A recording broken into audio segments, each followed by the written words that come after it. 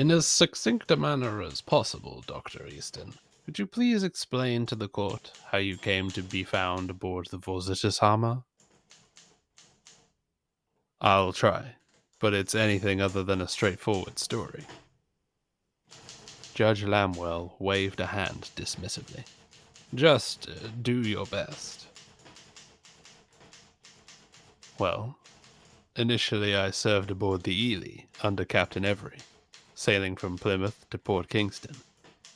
We must have been halfway there when we encountered the Vorsitzhammer. As I recall, they displayed Dutch colours and, at first, no signs of hostility.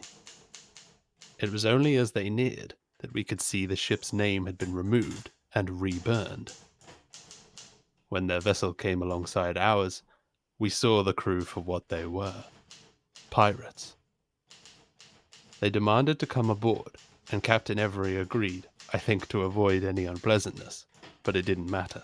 As soon as they crossed the gangplank, they attacked. Their skipper, Captain Vanitoff, made me for a medical man and demanded that I join his crew. Seeing the injuries they'd wrought on my fellows with whips and swords, I agreed to join the pirates out of fear and concern for my own well-being.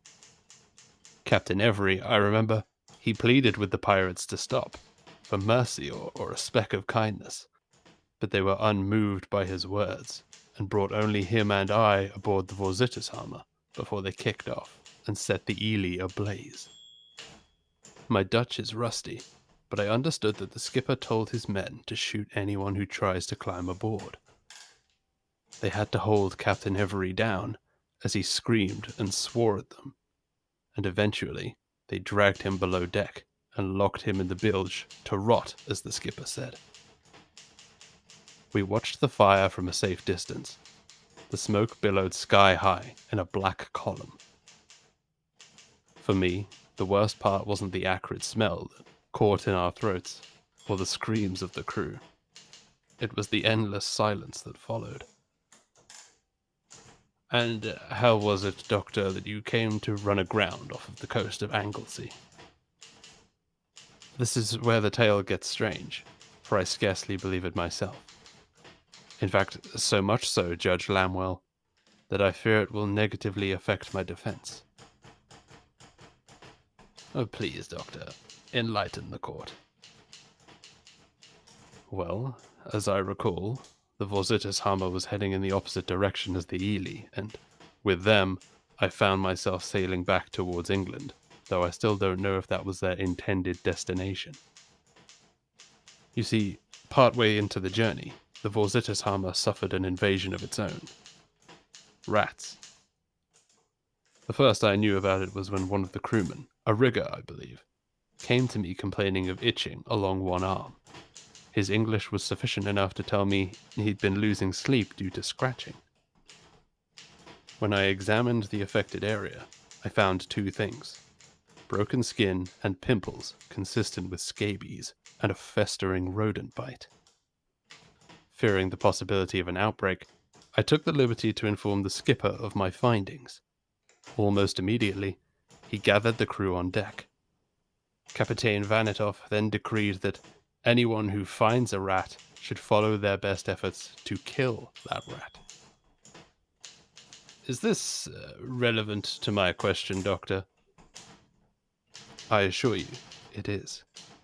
You see, from that moment on, I started to see a new form of sickness in my infirmary.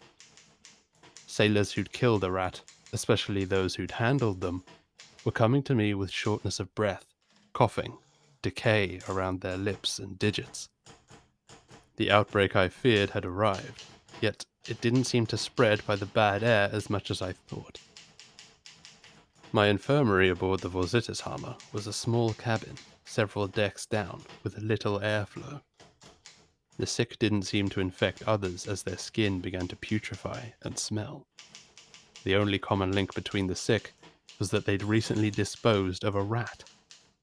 Despite their best efforts, they were still finding rigging ropes, chewed and broken by the rodent infestation, tables and chairs with legs that had been gnawed to splinters. Their numbers never dwindled, while ours did. We'd thrown so many former sailors overboard that the ship slowed and operated less efficiently, with the surviving crew having to cover multiple duties, all while sick. Even the skipper stayed at the helm, determined to reach land before he fully succumbed. Myself, I'd barely been above deck since the outbreak started, and had instead remained in the infirmary, treating the sailors with what little I had. And you never suffered this affliction yourself, is that correct? Yes, Judge Lamwell. As far as I knew, I was the only one who hadn't harmed a rodent. And you genuinely believe that to be the cause? I do. It makes little sense, but what I then saw didn't either. Elaborate. I think it was night, and the Vorzitishama was moving only by the slightest breeze. All I could hear from my infirmary was the scuffling and gentle thudding of rats below deck. I had assumed that almost all others aboard had fallen, save for those still clinging on in my infirmary beds. That was when I heard heavy steps coming up from the bilge. Their staggered gait led me to think it was another sailor, weakened and stumbling, or even, by some miracle, it was Captain Every. What else was I to guess? The footsteps halted outside the open infirmary door, but the lamplight didn't stretch far enough into the crew's quarters for me to see who it was. The hairs prickled along my neck, and a shiver climbed my spine. It was as if I were being watched. I called out to them, telling them I'd help, or that I'd ease their pain as best as I could. That's when they talked back. I remember it so vividly. It decreed, any rat that finds a man should follow their best efforts to kill that man, but spare the doctor. Then, they came from the darkness, hundreds of black-furred rodents. They poured over the sick and the dying, nibbling and dragging them away until each sailor had been pulled into the shadows. Once they were gone, I heard the heavier footsteps retreat and climbed the stairs, and not long afterwards, the ship began moving again, as if being steered and crewed. I was frozen to my seat for what must have been hours, contemplating what I'd seen. Eventually, my desire to know who or what had issued the decree took over me, and I made my way up the decks. The vermin avoided me, and in the moonlight that filtered down, I could see them scurrying away from my feet. Once on top, I breathed the night air and looked towards the helm. With one hand on the wheel, a man-sized figure looked back at me. It was hunched and whiskered, but not bearded. The creature wore a stained and torn coat, usually befitting a captain. In the dim light, I saw its face. It was some long-muzzled hybrid between Captain Every and a rat. I fled back to my now empty infirmary, where I remained tucked away for the rest of the journey.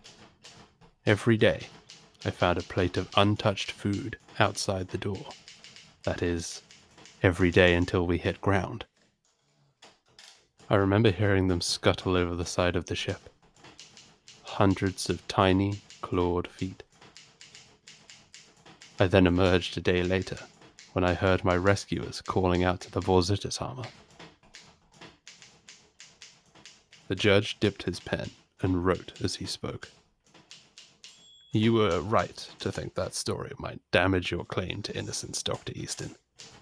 If you'd have been honest, then perhaps a different fate would await you.